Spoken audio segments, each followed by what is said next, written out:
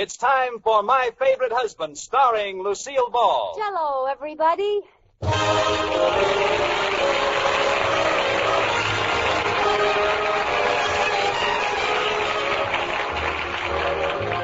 Yes, it's the new Gay Family series starring Lucille Ball with Richard Denning, brought to you by the Jell-O family of desserts. And now Lucille Ball with Richard Denning as Liz and George Cooper, two people who live together and like it.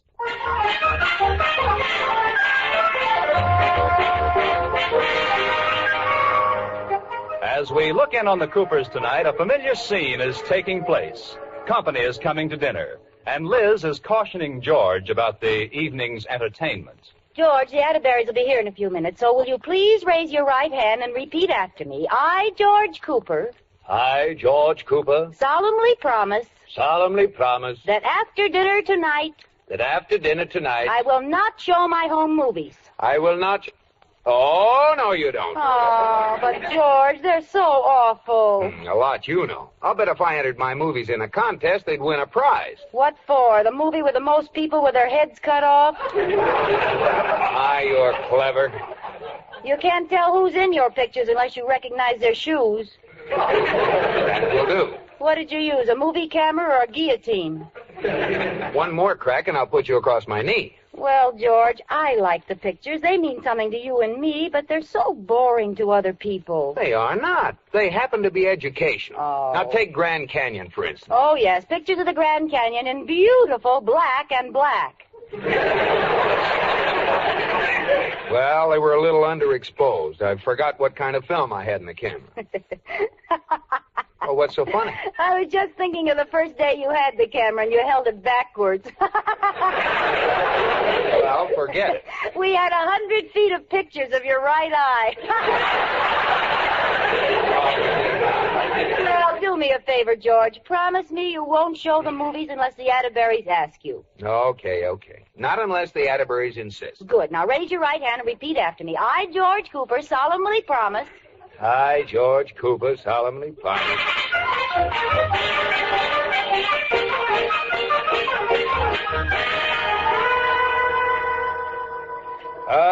Wonderful meal, Liz. Rudolph ate too much.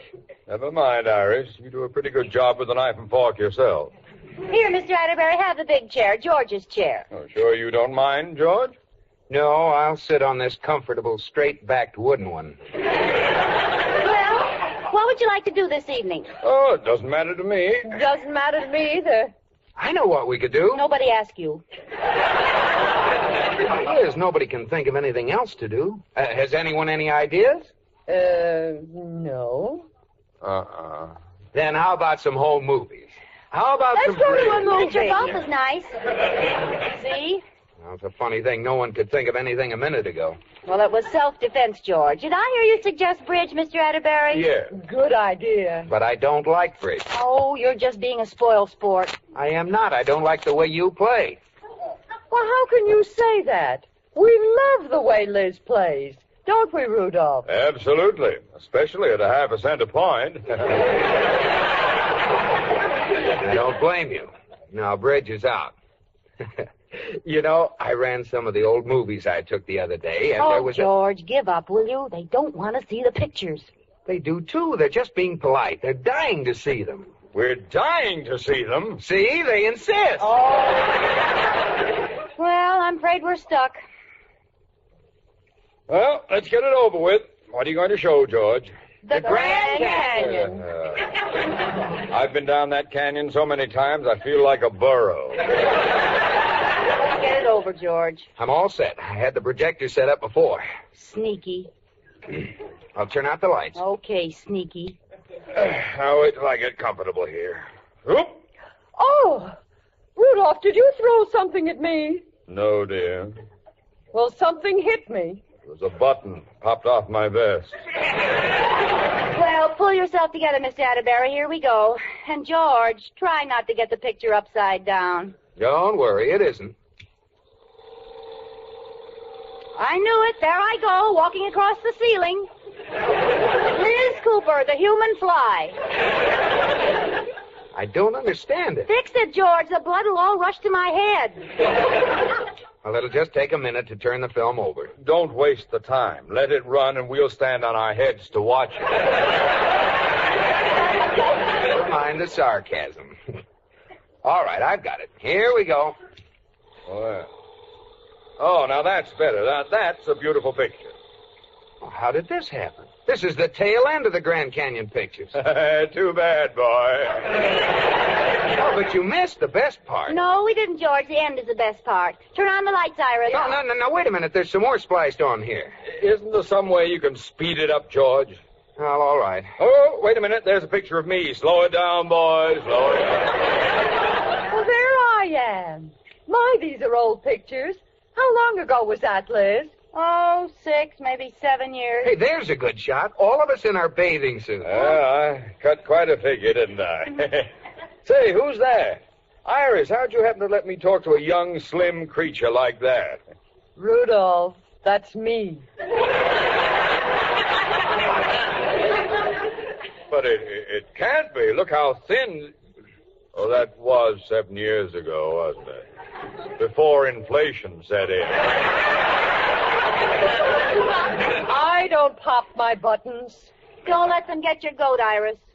Liz, that redhead in the picture, the one with the beautiful figure. That isn't you. Now, don't you start anything, George. Now, quit it. That was 7 years ago. It wouldn't be natural if I hadn't put on a little weight here and there. Well, you haven't changed much here, but what a there you've put on. Hey, what did you turn the lights off for, Liz? I can't stand looking at myself like I used to be. Stop the pictures, George. Yeah, I think there's something wrong with them. Let's face it, Iris. Who are we kidding? We deserve the ribbing we're getting from our husbands. It's our fault for letting ourselves slip. Here, here. Never heard a woman say that before. Good girl, Liz. And you know what we're going to do, Iris? We're going to go on a diet the first thing tomorrow morning and get rid of this excess weight. That's a deal. Liz, that makes sense. Starting tomorrow morning, no starches, no sweets, nothing fattening of any kind. Right. That's for tomorrow morning. Now, for tonight, let's go down to the drugstore and have a double hot fudge sundae.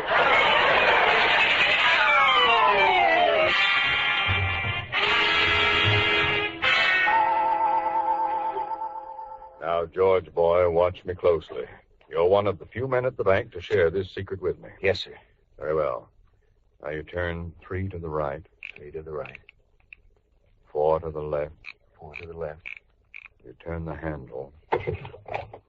There. Now you know how to get a Coke out of the machine without putting in a nickel.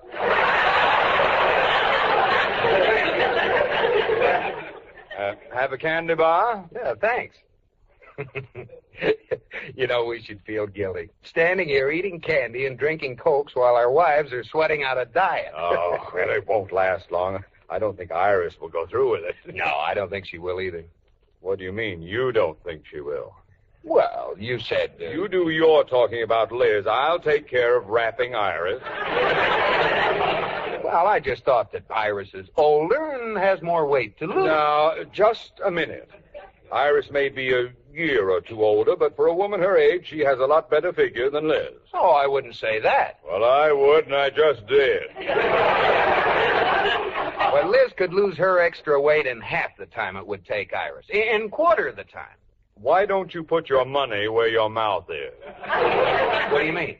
We'll just weigh them in tomorrow, then at the end of a month, we'll weigh them in again. With the loser paying $5 a pound. Oh, brother, Liz will win in a walk. Then it's a bet, boy. You bet it's a bet, boy. What? I mean, sir. That's better. And one more thing. Just leave a nickel for that Coke you're drinking. Yes.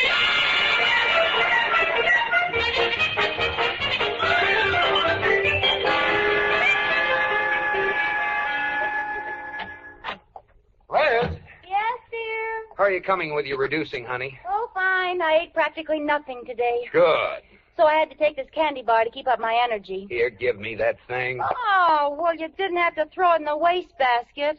Liz, from now on, I'm supervising your reducing. I've got a lot of training equipment here. A book of exercises, a rowing machine, barbells, and a jumping rope.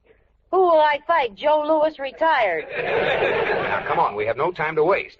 Why all this sudden interest? Well, because I love you, dear. I want to be proud of you. Why, George. And besides, I bet Mr. Atterbury $5 a pound. Oh, I might have known. If I can get you down to 115, I'll stick him for $50. Well, if it's money you're after, why bother with exercise? What do you mean? Just don't feed me. I'll bet you can get me down to 50 pounds, coffin and all. Will you let me explain? No, now I'm not going to reduce at all. All right. Let Iris win. I'm not going to starve. What's Iris got to do with it? No, nothing. What Iris got to do with this? Well, Mr. Atterbury said she had a better figure than yours. Better than my... Why, she hasn't even got a figure. She has a size 18 lump. Well, he thinks she can get into shape quicker than you can, so I bet him $5 a pound. Well, split it with me? It's a deal.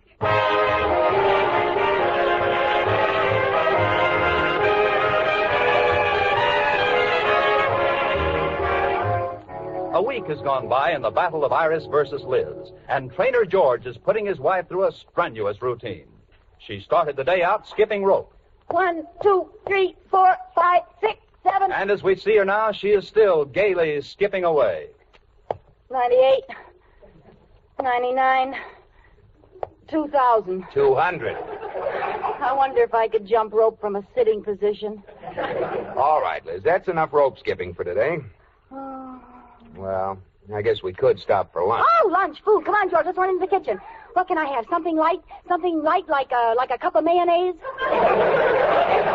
I prepared a delicious treat for you. What? Salad a la George Cooper. Oh, where is it? Where is it? Right there on the plate. Oh, what is it? A radish smothered in Chiron taffy. Oh.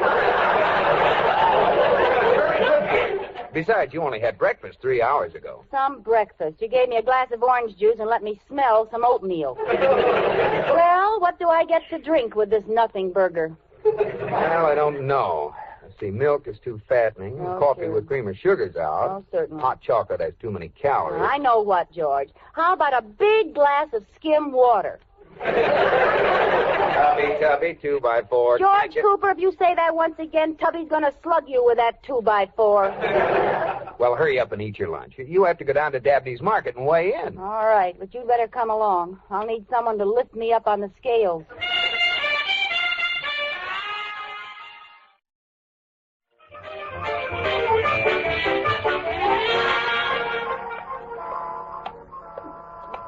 Come on, Liz, walk faster. I thought I was running. Well, what are you standing down there in the gutter for? I'm gathering strength to climb onto the curb. Come on now, it's just a couple of steps to Dabney's Market. Oh, I feel so silly coming down to the meat market to get weighed every day. Well, Atterbury and I agreed this was to be the official weighing machine. Why don't you put a sign on me? Fillet of Liz Cooper, $5 a pound. Go on, get on the scale and let's see how much you've lost. Okay. George, I was afraid of this. I'm down to 0. I haven't put the penny in yet. What does it say? Let's see. 123. Oh, George, I've lost 2 pounds. Isn't that wonderful? What's the score today, Mr. Cooper? Oh, hello, Mr. Dabney. 123. Good, good. How much you figure to trim her down to? Well, I thought about 10 pounds off would do it. No, too much. 7 is plenty. That tenderloin is lean, but she's pretty plump in the porterhouse.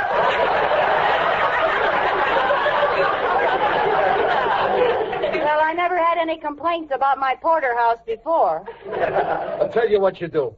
Get rid of a couple of pounds of fat around the spare ribs, 3 more over the hocks. Anything else? Yeah, stick an apple in my mouth and shove me in the oven. I sure would appreciate it if you could bring her in at 118, Mr. Cooper. That's the number I got in the pool. Pool? What pool? Oh, didn't you hear about it? Everybody in the neighborhood's in on it. Somebody got up a pool, and I drew you at 118. Well, of all the nerve. Who would do a thing like that? I don't know. But they're a buck apiece, and I got 2 numbers left. Mr. Dabney, I'm ashamed of you. That's a terrible thing to do. I know. I hated myself in the morning, but fortunately I sold most of the tickets the night before. Oh, now you'll have to make a good showing, Liz. You're a public figure. And speaking of figures, look who's coming. Your deadly rival, Mrs. Atterbury and his prize heifer. Hello, Iris. Oh, Liz. Have you been working as hard as I know just how you feel.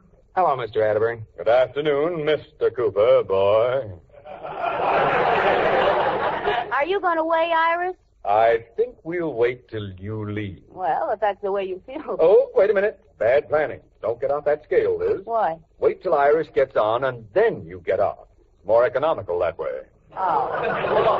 Well, as long as it's our penny, I guess we have a right to see how much she weighs. Iris. Iris. Huh? Oh.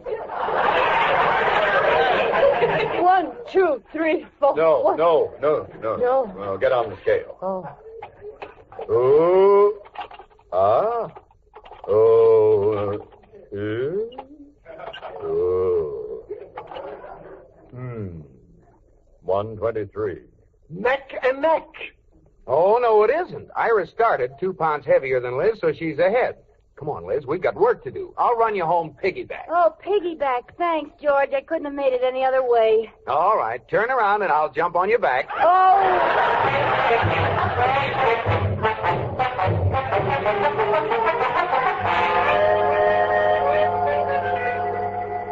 Give me some more mashed potatoes, George, with lots of butter and a slice of banana cream pie. And 2 more pieces of that fried chicken. It's good. Liz, wake up. You're dreaming. Huh? What? Huh? Oh, what did you wake me up for, George? I was just eating a big chicken dinner. Say, maybe it wasn't a dream. Where'd all these feathers come from? Well, you ate half the pillow. I thought it tasted sort of dry. I was lying here trying to remember what we did today. We rode the bicycle, didn't we? Yes, we did. Jumped rope. Yes. Rode the boat. Yes. Did we forget anything? Yes, you forgot to beat me with a rubber hose.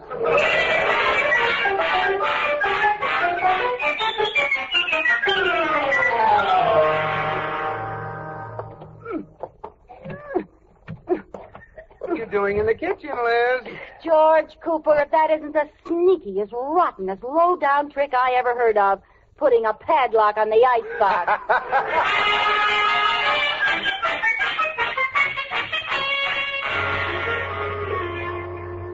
Iris, I've got terrible news. Liz is down to 120. She's a pound ahead of us. I don't care, Rudolph. I'm too tired to care. Now we've really got to knuckle down. I bought a new book of exercises, and we're going to try some. Oh. Now, exercise 1. Place hands on hips and put your right leg straight out in front of you. All right. Now, holding this position, bring your left leg up even with your right leg.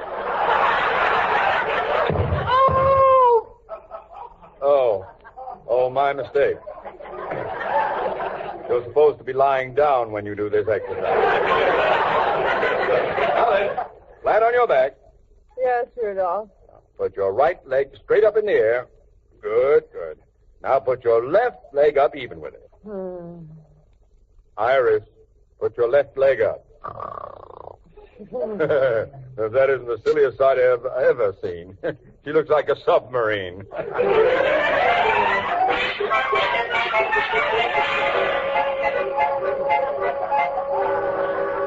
Mrs. Cooper? Yes, Katie? Could I see you in the kitchen a moment? Can't we talk in the hall, Katie? I can't go into the kitchen. I'm too hungry. So this is rather confidential. All right. Oh, look at the devil's food cake with marshmallow frosting. Oh, you fiend.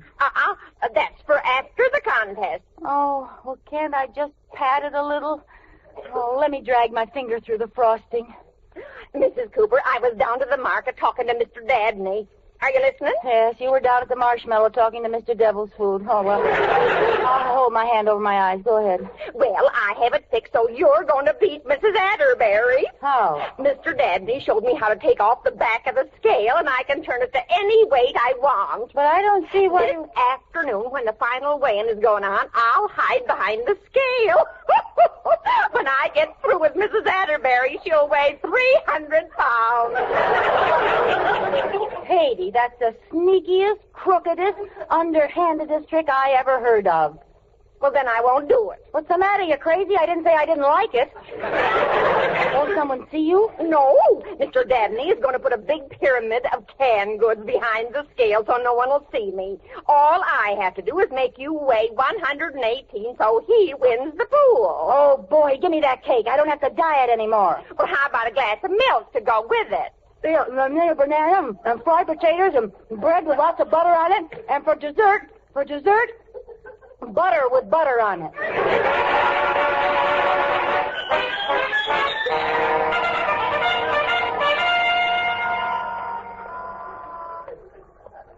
Here we are, Liz. Say, look at the crowd. Do you think they're here to see Iris and you? I know they are. Look at that sign in the window. Today, 2 o'clock, the Battle of the Bulge. Hello, crowd, folks. Don't crowd. Plenty of room by the vegetable bin. Hey, don't sit on those artichokes. Hello, Mr. Dabney. Hello, Miss Cooper. Come on in. The Atterburys are waiting. Let us through, please. Oh, here comes Liz now. Make it 120, Liz. I'll split with you. Let us through, please. Oh, pardon me, please. Hello, Mr. Atterbury. Hello, Iris. Say hello, Iris. Oh, well, don't wake her up just for that. Hello, Mr. Atterbury. Well, George, boy, I hope you brought plenty of money. No, hold it. I got to make an announcement now. Ladies and gentlemen, your attention, please. The Dabney Meat Market proudly presents a weigh-in for the World's Championship Reducing. Oh, this is going too far. In this corner, we're in blue tie. Dress. And when, don't you wish you knew how much? Mrs. Atterbury!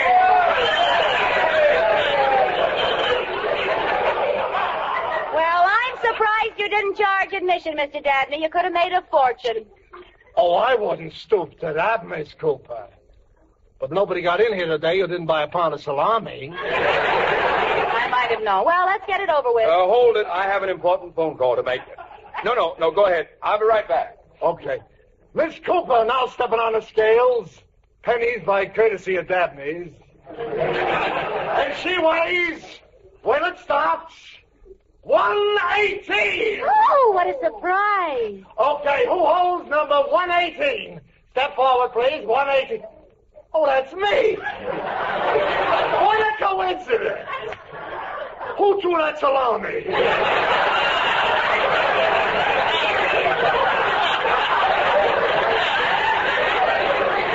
minute. That scale doesn't say 118.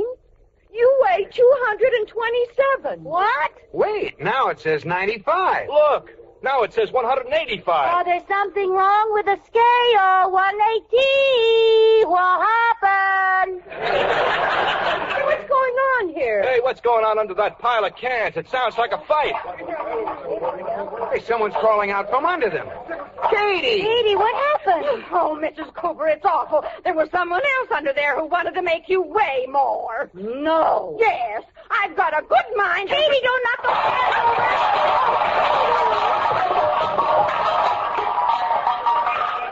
Here, quick, help me lift these cans off. Whoever's under there, it serves them right for cheating. We thought of it first. Liz! Look who it is! Mr. Atterbury.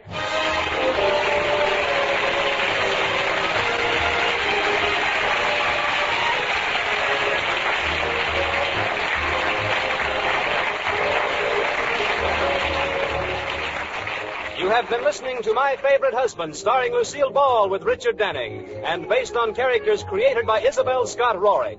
Tonight's program was produced and directed by Jess Oppenheimer, who wrote the script with Madeline Pugh and Bob Carroll Jr. Original music was composed by Marlon Skiles and conducted by Wilbur Hatch. The part of Katie the Maid was played by Ruth Parrott. Lucille Ball will soon be seen in the Paramount picture Sorrowful Jones. Be sure to listen to Lucille Ball in My Favorite Husband next week. Bob Lamont speaking. This is CBS, the Columbia Broadcasting System.